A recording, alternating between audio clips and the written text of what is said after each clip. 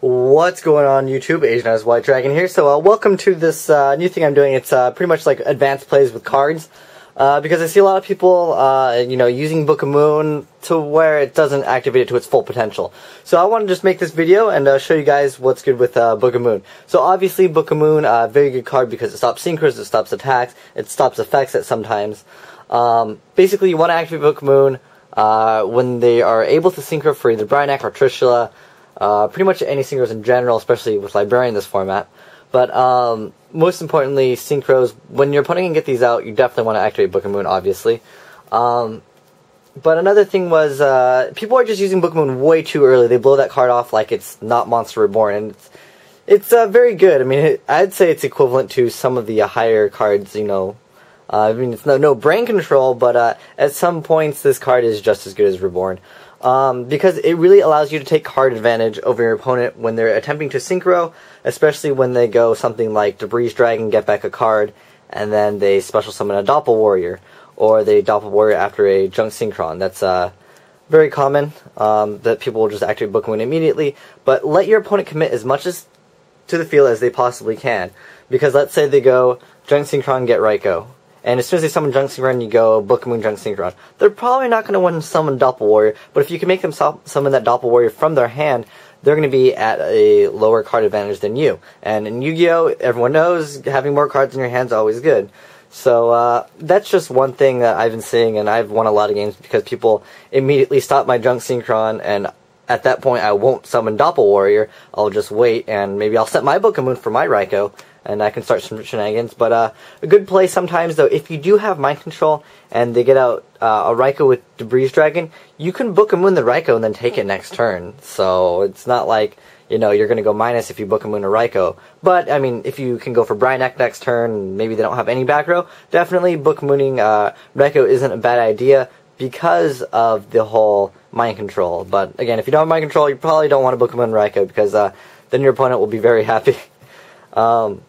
But another thing I was talking about was, especially against Monarchs, if they, remove your monster, you might not want to Book of Moon just to save yourself from the damage, because Frog Monarchs, you can't really punish them, really, for doing anything.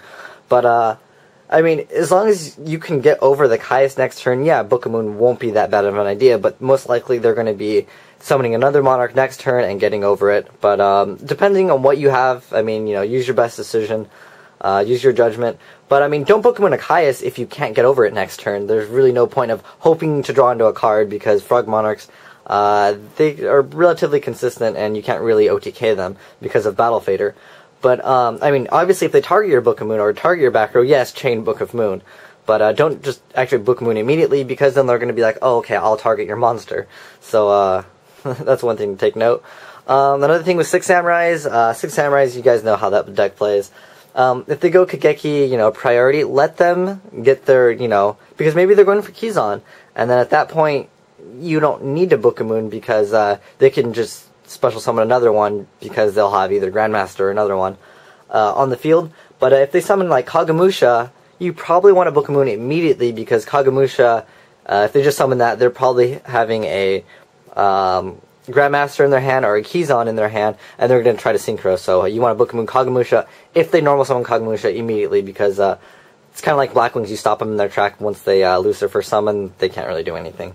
But with Kagemusha, with Kageki, you want to wait for them to see what they summon first, rather than just Book of Mooning Kageki, because let's say they go Kageki, special Kizon, and then you're like, oh, okay, that's cool, because when they attack with Kageki, you can Book of Moon their other Six Samurai, and then their Kageki is now only 200 attack, and I'm sure that your monster, like Reborn Tengu, could probably attack over it.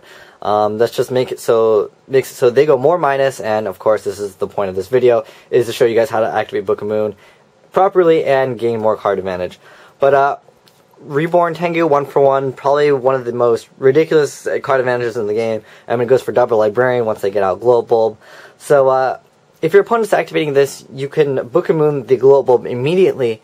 However, you have to, use your judgment and decide what they have in the graveyard. Obviously, if they have Spore, Dandelion, or Lone Fire, because they always have Lone Fire, it's plants, in the graveyard, so, you probably don't want to activate Book of Moon that fast.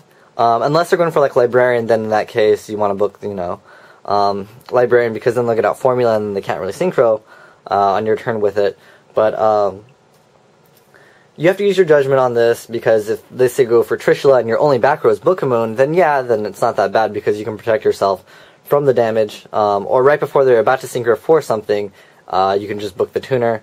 Most of the time they'll be synchroning for Formula anyways, so they're going to be plussing. But that's something that you just got to use your own judgment on. Wait until you can see what numbers they can synchro for until you book Moon, or if you feel like you need to activate it immediately.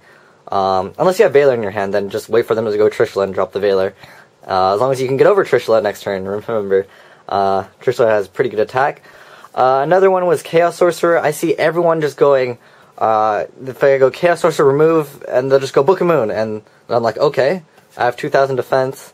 I'm sorry, not Book-a-Mooning my Chaos Sorcerer, but Book-a-Mooning my own their own monster when they see Chaos Sorcerer come out.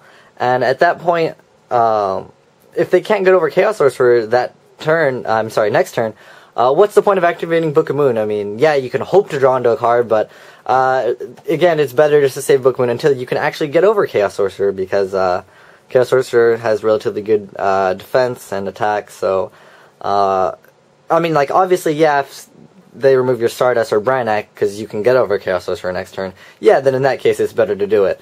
But just remember to activate Book-a-Moon when you can actually get over the card that you're, you know, having troubles with, unless, you know, you're going to get gamed. In that case, you have to. Another thing with Glad players, there's a lot of people running GBs now, because War Chariot's really good. It's always been good. Obviously, you can Book-a-Moon their Glad, so then they can't activate War Chariot. But if you're playing Gladiator Beast, and you have a face-down book, and you have like no monsters in your hand, when they attack, don't just be like, oh, okay, I'll Book-a-Moon so I can save myself from taking the damage. Wait until you actually draw a Glad, or, you know, because, I mean, yeah, Glads, you don't really run that many monsters in your deck, so you don't want to just blow off Book-a-Moon, and then not draw a Glad Beast, and then have them flip the monster attack, and then you can't do anything. But save it until you can actually summon something that can get over it, and I'm sure you'll be very satisfied over that. Another thing was Black Rose Dragon. You can still activate Black Rose Dragon's effect even if skill drain's on the field if you use Book-a-Moon, because it resolves face down.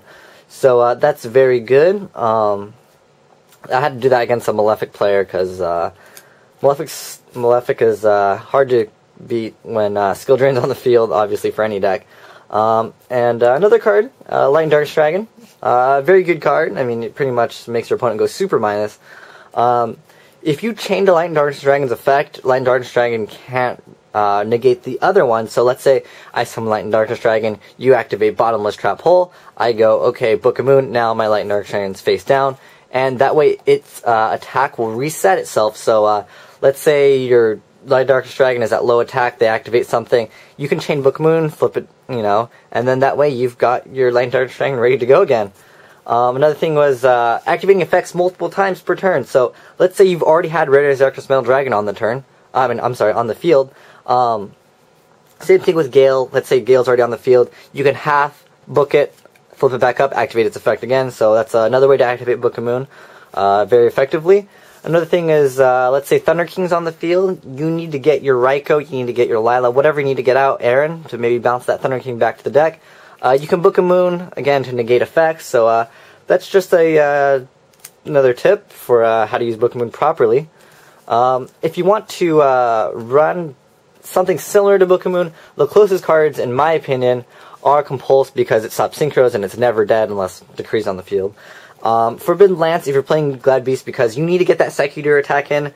If they attack, you know, with, if you're attacking with Psyche-Eater, it always gets booked, it always gets deprisoned, and this is a way to ensure your Psyche-Eater gets the attack in so you automatically win, because no one will ever want to get attacked by Psyche-Eater because it usually means game. Compulse, just a good card. I mean, it pretty much gets rid of all the synchros, except for Thought Ruler Archfiend, but he's not too popular in this format, I'd say, unless you're playing against Gravekeepers. But thanks for watching, guys. I hope this makes you a better player, and lets you understand how Book-a-Moon works better, and you can use it to your advantage rather than just stopping one attack, because that's most commonly the way I've seen it being used. So thanks for watching, guys. Hope you guys liked this video. Asian Eyes White Dragon, signing out. Whoops, sorry guys, I hit the tripod.